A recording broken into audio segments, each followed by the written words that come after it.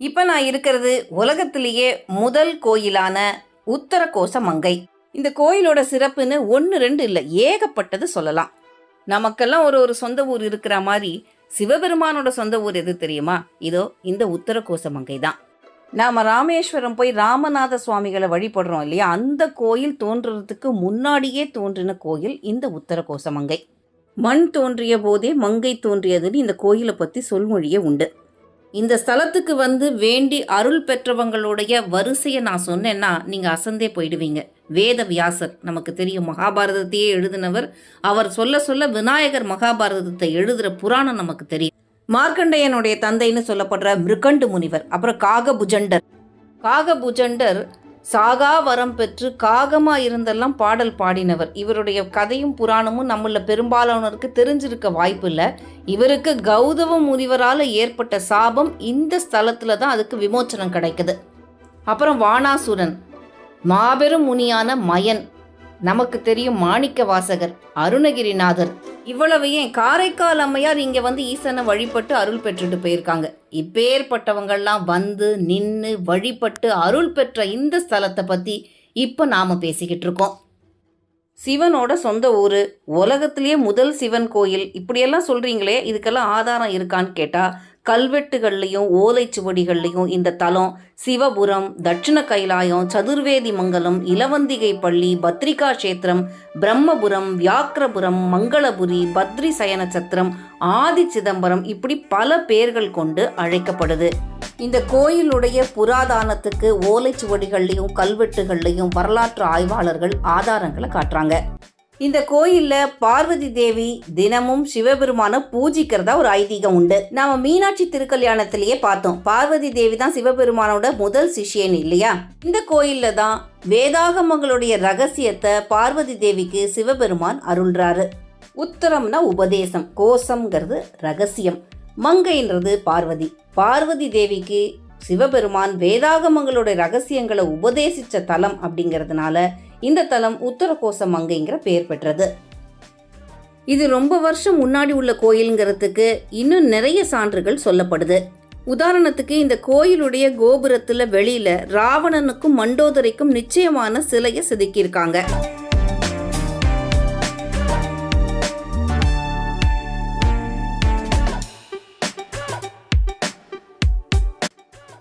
இந்த கோயிலுடைய கல்வெட்டுகள்ல மண்டோதரியோடைய பெயர் இருக்கு. யோசிச்சு பாருங்க, கிரேதா யுகத்துல இருந்தாரு ராமர், அதுக்கப்புறம் துவாபர யுகத்துல கிருஷ்ணர் இருந்தார். ராமர் வாழ்ந்த காலத்துல தான் ராவணன் இருந்தாரு. அவருடைய நிச்சயதார்த்தம் நடந்த கோயில் இது அப்படின்னா இது எவ்வளவு பழமையான கோயில்ங்கிறதுக்கு இப்படி நிறைய சான்றுகள் சொல்லப்படுது. இப்போ இந்த கோயிலில் இந்த குளத்துக்கு முன்னாடி நான் நின்று பேசுனேன் இல்லையா, இந்த குளத்துக்கே ஒரு பெரிய வரலாறு சொல்லப்படுது. ராவணன் மனைவி மண்டோதரி மிகப்பெரிய சிவபக்தைன்னு நமக்கு தெரியும். அவங்க சிவபெருமானை நோக்கி மனமுருகி தவம் இருக்கும்போது அவங்களுக்கு அருள் புரியத்துக்கு சிவபெருமான் வராரு. அப்படி வரும்போது 1000 முனிவர்களை கூப்பிட்டு இந்த வேதாகமங்களை பாதுகாக்கணும் அப்படின்னு சொல்லிட்டு போறாரு. அப்படி போகும்போது இன்னொரு விஷயத்த சொல்றாரு. ராவணன் என்னுடைய திருமேனியை தழுவும் போது நான் இந்த குளத்துக்கு நடுவுல தீப்பிழம்பா வருவேன் அப்படின்னு சொல்லிட்டு போறாரு. அங்க மண்டோதரி தவம் புரிஞ்சுக்கிட்டு இருக்காங்க. அவங்களுக்கு சிவபெருமான் அவங்க சிவபெருமான மனசுல எப்படி நினைச்சுக்கிட்டு இருக்காங்களோ அப்படியே அவங்களுக்கு காட்சி அளிக்கிறாரு. அந்த காட்சியை பார்த்து மண்டோதரி அப்படியே மெய்சிலிர்த்து நிற்கும் போது அங்க ராவணன் வராரு. ராவணன் வந்த உடனே சிவபெருமான் என்ன பண்றாரு, ஒரு சின்ன குழந்தையா மாறிடுறாரு. அந்த குழந்தை உடம்பு முழுக்க அப்படியே ஒளிருது, அவ்வளவு தேஜஸா இருக்கு. அந்த குழந்தையுடைய தேஜஸ்ல மயங்கி அப்படியே அதை கொஞ்சறதுக்காக தன்னுடைய தூக்கி அரவணைச்சுக்கிறாரு ராவணன். அப்போ ராவணனுடைய கைகள் சிவபெருமானுடைய திருமேனியை தீன்றதுனால அவர் இந்த குளத்துல தீப்பிழம்பா தோன்றாரு. அப்படி தீப்பிழம்பா சிவபெருமான் தோன்றும் போது அங்க இருந்த 1000 முனிவர்கள்ல 999 முனிவர்கள் அப்படியே அதுல குதிச்சு ஐக்கியமாயிடுறாங்க. ஒருத்தர் மட்டும் கரையில அப்படியே நிக்கிறாரு. சிவபெருமான் தனக்கு கொடுத்த பணியை செவ்வனே மேற்கொள்ளணும் அப்படிங்கிறதுக்காக. அந்த ஒருத்தர் தான் பின்னால மாணிக்க வாசகரா பிறக்கிறாரு. மாணிக்க வாசகருக்கு இதே தலத்தில் தான் சிவபெருமான் பார்வதி தேவியோட நேரா திரு உருவத்தோட, அதாவது அந்த உடம்புல சிவனும் பார்வதியுமா நாம எப்படி வணங்குற உருவத்தோட மாணிக்க வாசகருக்கு காட்சியளித்த ஸ்தலம் இந்த ஸ்தலம்.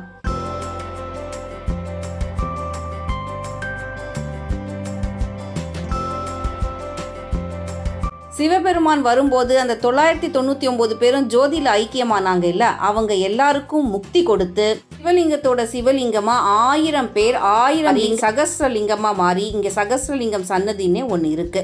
உலகத்திலேயே வேற எங்கேயுமே பார்க்க முடியாத மரகத கல்லால் ஆன நடராஜர் இங்க இருக்காரு. வருஷம் முழுவதும் சந்தன காப்பிலேயே இருக்கிற இந்த நடராஜர் மார்கழி மாசம் திருவாதிரை நட்சத்திரத்து அன்னைக்கு மட்டும்தான் மரகத மேனியோட நமக்கு காட்சி தருவார். வாழ்க்கையில ஒரு முறையாவது இந்த மரகத மேனியான்னு நம்ம பார்க்கறது மிகவும் சிறப்புடையதா இருக்கும்னு சொல்றாங்க. இவர் மேனில சாத்தின சந்தனத்தை கொஞ்சம் தண்ணியில கரைச்சு குடிச்சா தீராத நோயெல்லாம் தீருங்கிறது இந்த தல மகிமைகள்ல ஒன்னா சொல்லப்படுது. முன்னோர் சாபம், திருமண தடை, குழந்தை பேர் இல்லாமை, கல்வியில் தடை, வெளிநாட்டு பயணத்தாமதம், இப்படி இந்த இடையூறுகள்ல இருந்தெல்லாம் விடுபட இத்தலை இறைவன் அருள் புரியறதா சொல்றாங்க. இப்போ நான் சொன்ன இந்த பிரச்சனைகள் எல்லாம் நாம் வெளியில் சந்திக்கிற நம்மளுடைய புறத்தில் இருக்கிற பிரச்சனைகள் தான். ஆனால் இந்த தலம் நாம் வீடு பேறு அடையக்கூடிய மிகப்பெரிய பலனை நமக்கு தரக்கூடிய தலம். இந்த சிலையை வடித்த சித்தர் சண்முக வடிவேலர் நடராஜருடைய கைகளில் நரம்புகள்லாம் தெரிகிற அளவுக்கு அருமையாக வடிச்சிருக்கார்.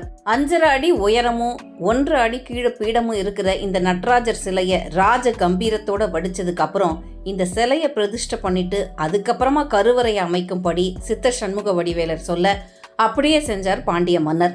அதனால தான் இவ்வளவு காலம் முகலாய படையெடுப்பு, ஆங்கிலேய படையெடுப்புக்கெல்லாம் மிஞ்சி இந்த நடராஜர் சிலை இன்னமும் நடனம் ஆடியபடி இந்த மங்களநாதர் ஆலயத்துல நமக்கு காட்சி தந்துகிட்டு இருக்காரு. இந்த மூலவரை வெளியில எடுத்துட்டு வர முடியாததுனால பஞ்சலோக நடராஜர் சிலை ஒன்றும் இங்க இருக்கு. இந்த பஞ்சலோக சிலைக்கும் ஒரு சிறப்பு இருக்கு. இவர் ஆனந்த தாண்டவ கோலத்துல இருக்காரு. இங்க இவர் அம்பாளுக்காக தனிமையில நடனம் ஆடினாருங்கிறது தல வரலாறு. இதுக்கப்புறம் தான் சிதம்பரத்துல நடராஜர் நடன காட்சியை அரங்கேற்றியதா சொல்றாங்க.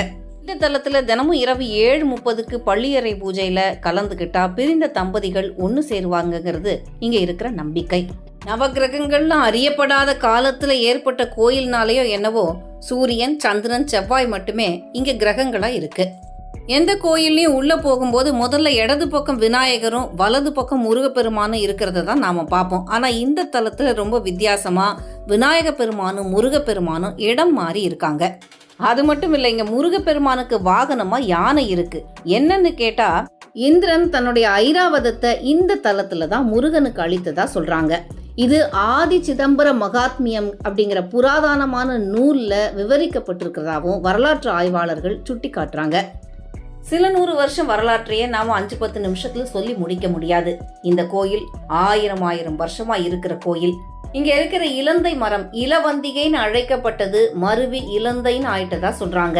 இதனாலதான் இந்த இடத்துக்கு இலவந்திகை பள்ளி அப்படின்னு பேரும் வந்திருக்கு. விஷயம் அது இல்ல, இந்த இலந்தை மரத்துக்கு வயசு 3000 வருஷம்.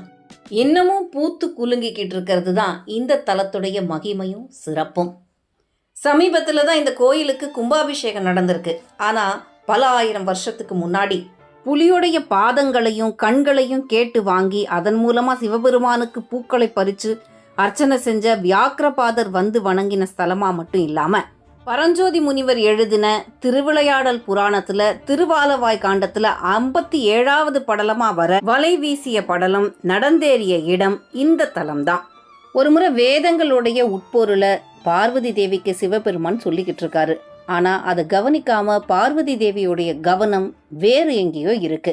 இதனால கோபமடைந்த சிவபெருமான் பார்வதி தேவிக்கு படிப்பறிவில்லாத மீனவ குடும்பத்துல நீ பிறக்க கடவுதுன்னு சாபம் கொடுக்கறாரு.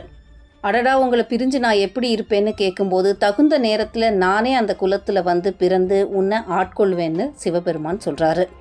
இதுக்கு நடுவுல அன்னைக்கு சாபம் கொடுத்ததுனால தந்தை மேல கோபப்பட்டு அங்க ஓடி வர விநாயகரும் முருகரும் இந்த வேதாகம புத்தகங்கள்ல இருக்கிறத சொல்ல போய் தானே அன்னைய நீங்க கீழுலகத்துக்கு அனுப்பிட்டீங்க அப்படின்னு அந்த வேத புத்தகங்களை எடுத்து கடல்ல வீசிடுறாங்க.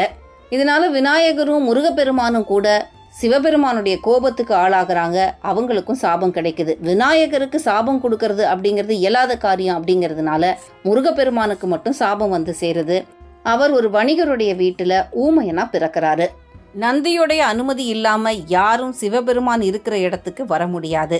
அப்படி பிள்ளையாரையும் முருகரையும் உள்ள விட்டதுக்காக நந்திக்கும் தண்டனை கிடைக்குது. எந்த கடல்ல வேதாகம நூல்களை விநாயகரும் முருகப்பெருமானும் தூக்கி எறிஞ்சாங்களோ அந்த கடல்லையே சுறா மீனா பிறக்கிறதுக்கு நந்திக்கு சாபம் கிடைக்குது. இதுக்கு நடுவுல சிவபெருமானுடைய சாபத்துக்கு இணங்க மீனவ குலத்துல போய் பிறக்கிறாங்க பார்வதி தேவி. உலகத்துக்கே தாயான அவங்கள வேற யாரும் சுமக்க முடியுமா? அதனால ஒரு புன்னை மரத்துக்கு அடியில பாண்டிய நாட்டுல பரதவர் குல தலைவர் பார்வதி தேவியை கண்டெடுக்கிறாரு.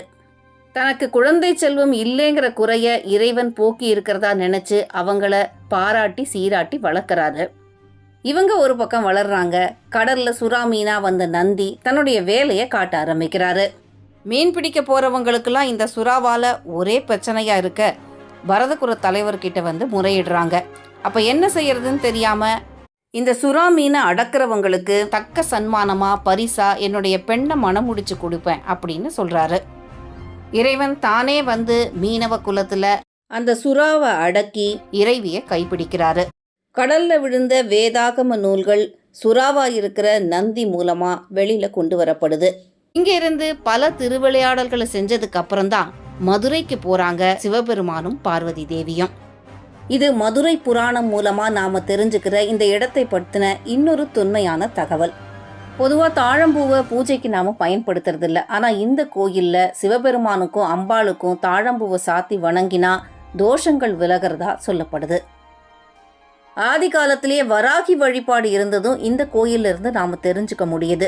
பல ஆயிரம் ஆண்டுகளுக்கு முன்னாடியே நம்ம முன்னோர்கள் கட்டிடக்கலையில எவ்வளவு தேர்ச்சி பெற்றிருந்தாங்க அப்படிங்கிறத இங்க இருக்கிற யாழிகள் மூலமா நாம தெரிஞ்சுக்க முடியுது. இந்த யாழிகளுடைய வாயில கல்லாலான பந்து இருக்கு. இதை கையை விட்டா நாம அங்கேயும் இங்கேயும் நகர்த்த முடியுது. கட்டிடக்கலையில இவங்களுக்கு இருந்த நிபுணத்துவம் நம்மளை அப்படியே பிரமிப்புல ஆழ்த்துது. இந்த கோயிலை பத்தின ஆச்சரியங்கள் சொல்ல சொல்ல வந்துகிட்டே இருக்கு. இந்த கோயிலுடைய குளத்துல வாழற மீன்கள் கடல் நீர்ல வாழும் மீன்கள்னு கண்டுபிடிச்சிருக்காங்க.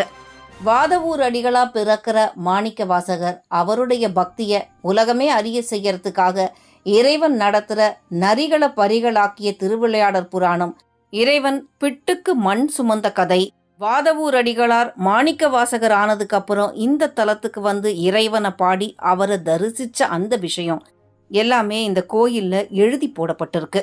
இந்த கோயில்ல உள்ளேயும் வெளியேயும் உள்ள தீர்த்தங்கள்ல நீராடினா நற்புத்திர பேரு மட்டும் இல்லை, இம்மையிலையும் மறுமையிலையும் இன்ப வாழ்வு கிடைக்கும்னு எழுதி போட்டிருக்காங்க.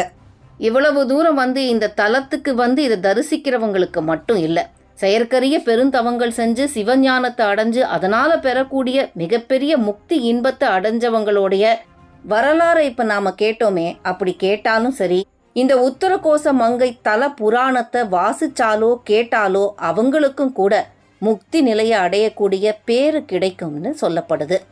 ஆதியான அஞ்சிலும் அனாதியான நாளிலும் சோதியான மூன்றிலும் சொரூபமற்ற ரெண்டிலும் நீதியானதொன்றிலும் நிறைந்து நின்ற வஸ்துவை ஆதியானதொன்றுமே அற்றதஞ்ச எழுத்துமே. மண் முந்தியோ மங்கை முந்தியோன்னு சொல்லப்படுற உலகின் முதல் சிவன் கோயிலான இந்த உத்தரகோச மங்கையை பற்றி உங்களோட பேசிக்கிட்டு இருக்கிறதுல மிகுந்த மன மகிழ்ச்சியும் மன நிறைவும் ஏற்படுது. அப்பேற்பட்ட சிறப்பு வாய்ந்த ஸ்தலம் இந்த உத்தரகோச மங்கை. திருவாசகத்துல 38 இடங்கள்ல குறிப்பிடப்படுற இந்த ஸ்தலம் ராமநாதபுரத்திலிருந்து 20 கிலோமீட்டர் தொலைவுல இருக்கு.